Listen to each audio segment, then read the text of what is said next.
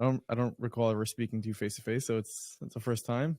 It's as good as it will get for now. I know you're in Israel, I'm in America, but I wanted to tackle an important topic with you, one that is being discussed a lot, that I think you've spoken about a little bit. That is Candace Owens, the rhetoric that she's been spewing. It's very odd to see somebody flip in such a short span of time on their views, their perspective on Jews. What do you make of it? Right. So what I don't know her. I've never met her, and it's not like I follow her or anything like that. But I think people missed the elephant in the room.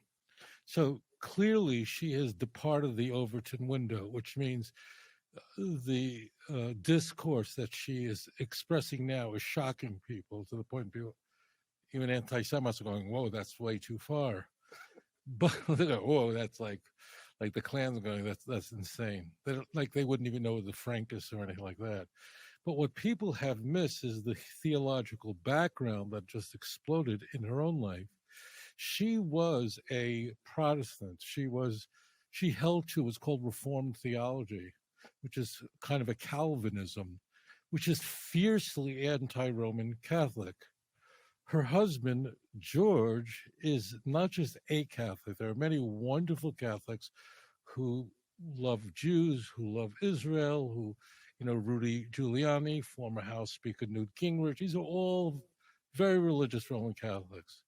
But there is a iteration of Roman Catholicism, which is often called traditionalist, which sounds like traditional, but it really means something much more than that. That's what her husband belongs to, and that's what she joined. The traditionalists believe that essentially all of the popes since Pius XII, Hitler's pope, were completely illegitimate. Just a little background: in 1958, Pope John the 23rd becomes the new Bishop of Rome. And as it turns out, he was perhaps the most pro-Jewish pope in history, one of them. He coordinates the Second Vatican Council. Who cares? Why is that germane? The Second Vatican Council produces a very small but very significant document called Nosher Ated, which literally means in our time. The point of the document is to turn around the Catholic Church's view of the Jews. Now, it's not a 180-degree turnaround. It's like the Roman Catholic Church suddenly becomes pro-Israel, anything remotely resembling that. However, what it does say is that the Jews today are not culpable, are not responsible for killing Jesus. The Jews are our elder brother. The Jew anti-Semitism is a sin which the Roman Catholic Church rejects. The portrayal of the Jews in Roman Catholic liturgy, for example, Good Friday. So you're probably, when you think of Good Friday, you're thinking of, well, we're getting ready for Shabbos. Well, no, that's not what they mean. Good Friday, getting ready for Shabbos, and you have a good yeah, kiddush the before. child, I can smell the soup, honey. It's great. The challahs are hot.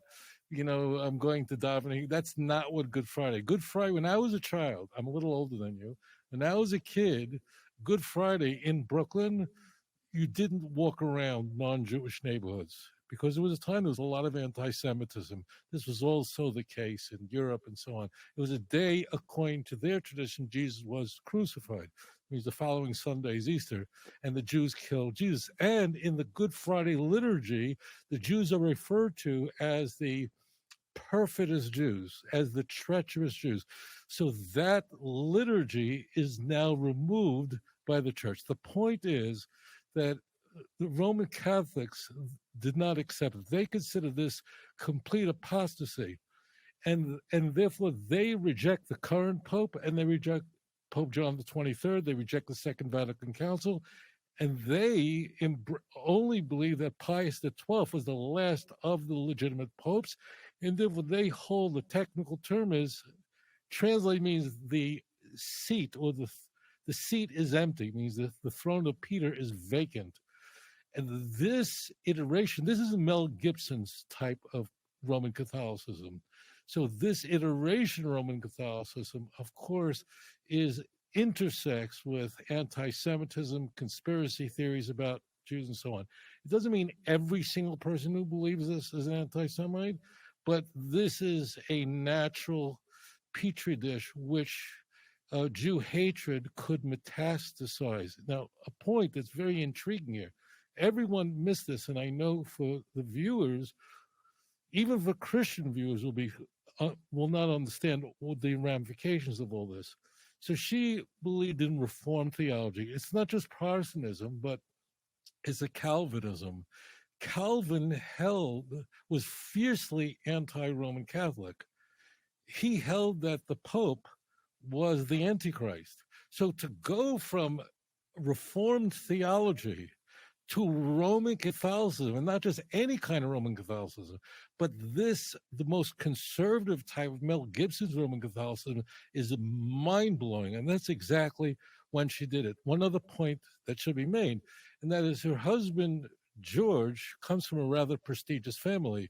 And his father, her father-in-law, Michael Farmer, he's a lord. He's a person very distinguished, and he's a conservative evangelical Christian, a member of the Anglican Church, and he's very pro-Israel. So this is very intriguing. Her husband was raised in the Anglican Church. He converts to this very conservative Roman Catholicism. His father is a Protestant evangelical Christian, and the evangelical church is divided. I know this is complicated for you, but the Church of England is divided between the left-wing liberals and the right-wing conservatives. The right-wing conservatives tend to be very pro-Israel. So his father, who is an evangelical Christian, is very pro-Israel. George is not, and George hangs out with people like Taylor Marshall, all these ultra-conservative traditionalists. And when Candace did this, again, I don't watch her. This is not my thing. My thing is religion. When she went from Reformed theology to his Roman Catholicism, I mean, she joined her husband, I knew immediately this was a nightmare. And now all these ideas, some of them are very weird, are emerging from her. Yeah, I mean, some of those weird ideas include the Jews being behind 9/11, the Jews assassinating John F. Kennedy, Right. Just blood libel after blood libel. Right. So I just should explain one thing. I want the viewers to understand this, that all of these, we call them all these wonderful things that are being expressed, they have a little bit of truth to them.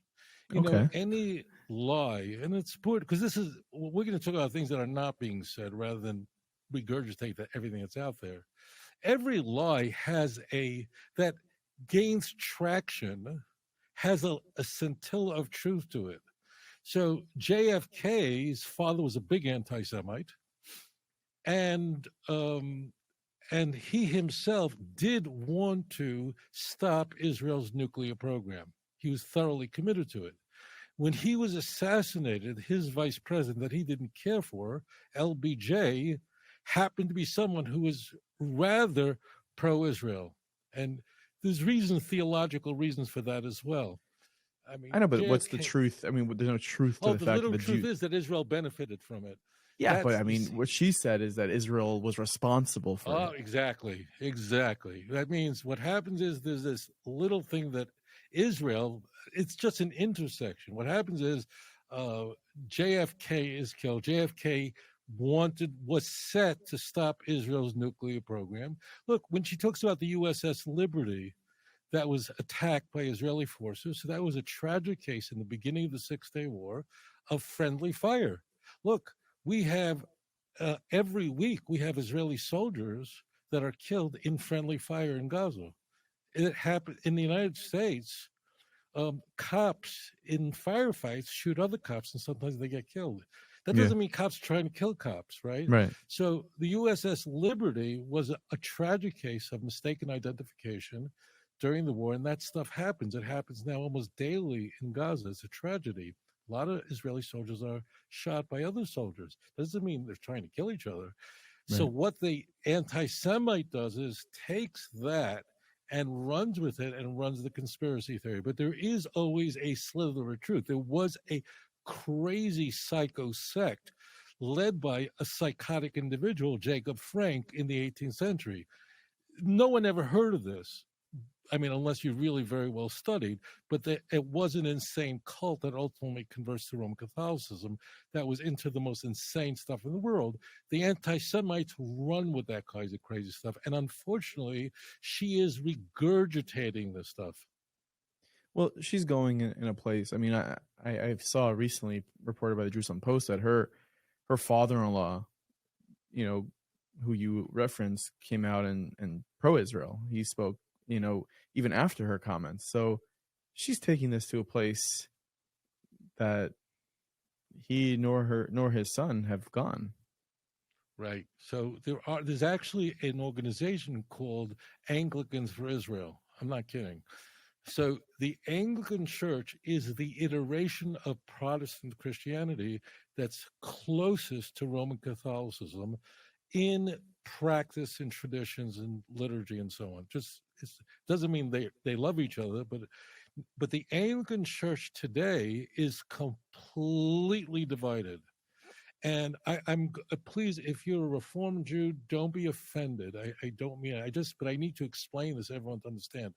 So what happens is the Anglican Church has its conservative end, and its conservative end is like Orthodox Jews, right? Tradition and so on. And then you have the liberal end of the Anglican Church, which if you looked at a service, you might not even notice the difference. Just like a Reformed temple, the only very striking difference is the men and women sitting together as an organ, possibly. But there's the same Torah, and they're using. You wouldn't right away get it, except for the men and women thing. So it's very important for your viewers to understand the Anglican Church is completely divided into essentially two churches. One ultra-conservative, and the ultra-conservative are evangelicals, and they tend to be very pro-Israel. Conversely, the liberal and very dominant part of the Anglican Church, they're generally very anti-Israel, or I shouldn't say anti-Israel, that's a little too strong. It's certainly an environment, because it's sort of the left. It's an environment that's conducive to not being friendly to Israel, and that's why you see the Archbishop of Canterbury, recently made some statements about the International Criminal Court that were rather shocking. But that's why you can have an Anglican that's very pro-Israel and an Anglican that is unfavorable to Israel. I'll use that. I don't want to go too far with that. It's not like the Catholic traditionalists. So Right. That's why Michael Farmer is very pro-Israel, and his son George, who's Candace's husband, is totally the other way, and she embraced the Catholicism of her husband. That's what's critical, not of a father-in-law. Interesting. So, I mean, the fact that Candace Owens has these beliefs, I mean, she kind of, when she's talking nowadays, she seems unhinged. These are things that probably led to her dismissal from the Daily Wire, Ben Shapiro, Matt Walsh, that company over there. Should us Jews here even care about what she's saying, or it's just someone who seemingly is going down a just, I don't say a nervous breakdown, but she's just going somewhere and it doesn't really affect us all too much? Or should we be worried that no, her words are creating a whole new generation of people who are believing blood libels? So she's an influencer, and she has enormous effect on conservatives in the United States. And I think it's extremely disconcerting, and people are very troubled by her. Roman Catholics are very troubled by her. Conservatives are very troubled by her. People might want to say it openly, but they're very worried about her because some of the things she's saying, like Brandeis, Supreme Court Justice, being somehow a person who was a follower of Jacob Frank. These are this is on the extreme, very extreme. These are very odd things to say, but Americans should be very concerned. And in my view, American Jewry has to be very worried when there's a perfect storm, and you don't have a perfect storm yet. The perfect storm would have to be an economic breakdown in the United States. So if you have a complete economic collapse, like I'm a little older than you, I remember when I remember after the 73 war when OPEC boycotted the United States and the price of gasoline quadrupled overnight. I remember that people lining up at gas stations couldn't fill up the tank with gas. There was an explosion of anti-Semitism, the foreclosure of farms during the Reagan administration. So you would require, so people who have enormous platforms, which she does, that's one part of a storm. What would be highly disconcerting is that you have multiple parts of the storm all coming together at the same time, and then you have a problem. You know, I mean, my what? specialty is religion, but I can tell you that. Yeah. I mean, is there Watch the anything? economy. Is there anything any of us can do? Yeah. So if education isn't the answer, then everything you and I are doing is wrong. So what's very important is to point this out. What also I think is a huge mistake is for people to criticize her in a way that is sophomoric and thoughtless and sometimes vulgar. I think it's a terrible idea. Like ad hominem attacks. Like they're not helpful. Right. That means people who attack her in a way that isn't thoughtful, that isn't sober, I think it's a very big mistake. And people have to just carefully analyze things that she is expressing. There have been, she's changed a number of times in her life. I'm not an expert on her, but she was in her youth a rather liberal person. Then she becomes a conservative. And then things happen in her life, from what I can observe, and it wasn't one thing, but the one thing that no one noticed was she married an ultra-conservative, or I retract that, an ultra-traditional Roman Catholic, because that's a very important term, that believes that the throne, that means the Pope is an apostate. These popes are not legitimate popes. These people reject the Second Vatican Council, which in every way for the Jews is positive. It doesn't mean the Roman Catholic Church doesn't believe in replacement theology. It does. And maybe I should just take out 30 seconds to explain that part. So the reason why her father-in-law is very pro-Israel is that they reject replacement theology. The reason why evangelical Christians tend to be extremely pro-Israel is they reject what the Roman Catholic Church and the Orthodox Church peddle in, and that is the Jews have been replaced. That means you and I are not the chosen people. We once were the chosen people, but we lost that because we killed Jesus. The New Testament actually holds the Jews completely culpable for killing Jesus. And in Matthew 25:27, the Jews, we are told, exclaimed to Pontius Pilate that we take his blood upon ourselves and our children forever. So as far as the New Testament goes, the Jews are culpable. These anti-Semites are taking some texts in the Christian Bible. It's not hard to do, and draw these conclusions. It's not like they're pulling out of nowhere. Again, this is very important. When you hear these things, even the Holocaust denial stuff, if you analyze it, there's a little edge of truth there. I just, for the viewers to grasp this, when the Soviets liberated Auschwitz, as an example, they put up a sign that 4.5 million people were killed in Auschwitz. Now, as it turns out, that number is not correct. And after all, the Soviets lost 27 million people during World War II. They paid the highest price in terms of just sheer numbers. Americans didn't lose anything near that. So eventually that number was dialed down.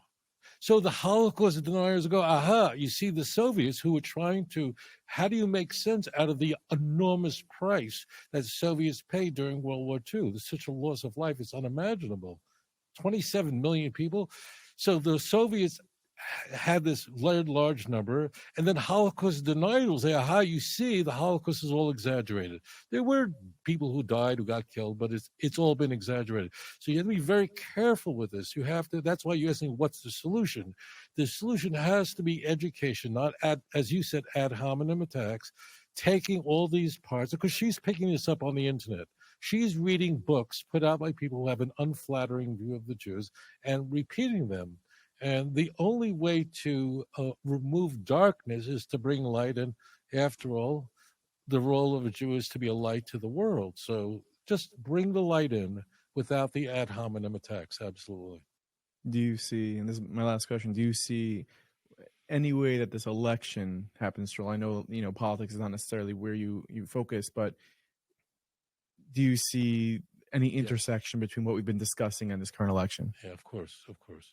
So there is, what's going to happen in November.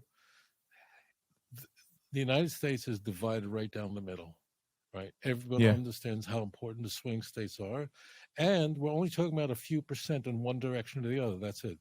So essentially, the United States is completely divided, and this is not rocket science that half of the country is not going to accept what occurs in the elections, and everything really is at stake, and it is deeply disconcerting. We're seeing, we were seeing Trump ascending, especially after the assassination attempt. Then you see, the DNC just had their, is having their whole thing going on in Chicago. So obviously their numbers are going up.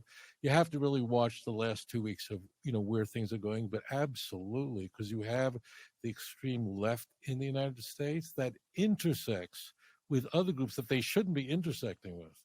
There's no reason in the world why a devout conservative Muslim in Dearborn, Michigan, would vote for the Democratic Party that supports abortion and gay rights. You and I are not getting into that, but it's just very simple that Well, who else are they supposed to vote for? Well, no, I mean, they would, logically, if it was just religion, you see, if there was no intersection here, so they would certainly vote for the more conservative. Islam is a very conservative religion, but we're seeing an intersection because there's a storm brewing. Absolutely. So, But we see that in the streets of Chicago right now, even outside of the actual DNC. right. It's just pure anti-Semitism that's going on. Right. And Right, maybe that's some stations are covering it, but some are not. And it's not being spoken about. I mean, the RNC was just a couple months ago, and that didn't happen. But you're seeing the DNC, there's Palestinian flags, there's pro-Hamas flags, there's pure anti-Semitism. Is that interwoven into the Democratic Party? Right, because it's an intersection. The intersection is the hard left has an aversion towards the state of Israel, which portrays Israel as the oppressor and the Palestinians as the victims. So that intersection, which is in the hard left, I don't mean people who are to the left of center, but once you get and that is right now a core constituency for the Democratic Party. In the Republican Party, of course, evangelicals, that's the largest voting bloc in the United States. 1 out of every 5 Americans is an evangelical Christian. About what, like 75 million people. The largest Protestant denomination in America is the Southern Baptist Convention. So these people are staunchly pro-Israel, and they're very conservative. Now, logically, if the religious issue was the only thing at play, so Muslims are conservative in their theology on issues of gay rights, abortion, trans, all those issues. We're not getting into that, but Islam is definitely not pro-LGBT. They're not for that. But the intersection, the storm is coming together where people are partnering who ordinarily would have absolutely nothing in common. I mean, logically, here in Israel, you have gay pride parades and they're free. If you go anywhere I am, I'm in Jerusalem, right? If I go to any of the Muslim countries that surround Israel, there's no gay rights. So logically they should, but there's an overriding issue that's very disconcerting, and I think people have to really take that to heart, and that's why I have to be very careful. She's not the only conservative commentator out there that doesn't really have a heart for Israel. The other thing is Ukraine and Putin. You have the intersection of the conservatives that are sort of for Putin, so those people tend to be more anti-Israel. Those who are for Ukraine tend to be more pro-Israel. These are intersections that shouldn't exist. Like, Candace is equating, Franks, which was the Frankist movement. Jacob Frank, he was born in the Ukraine, but he really spent his time in Poland. That's where he created all the problem in the 18th century. So what does one have to do with the other? But she's placing Frank with Ukraine, even though he made his trouble for the Jews in Poland. He was an insane false messiah. He claimed to be an incarnation of Sabtai Tzvi, the second most famous false messiah in Jewish history. So that's what's happening. You can keep your eye on that. The people who are sympathetic to Putin, those who are sympathetic to Ukraine. It all intersects, and you have to watch that because they don't all generally belong together. Wow. Well, thank you so much for your insight on this topic. We'll be following this pretty closely, and we'll stay in touch. Thank you so much, Tovia Singer. If you enjoyed this program, please like and subscribe. אדון עולם אשר מלך בטרם כל יציר נברא לעת נעשה בחפצו כל אזי מלך שמו נקרא ואחרי ככלות הכל לבדו ימלוך נורא והוא היה והוא הווה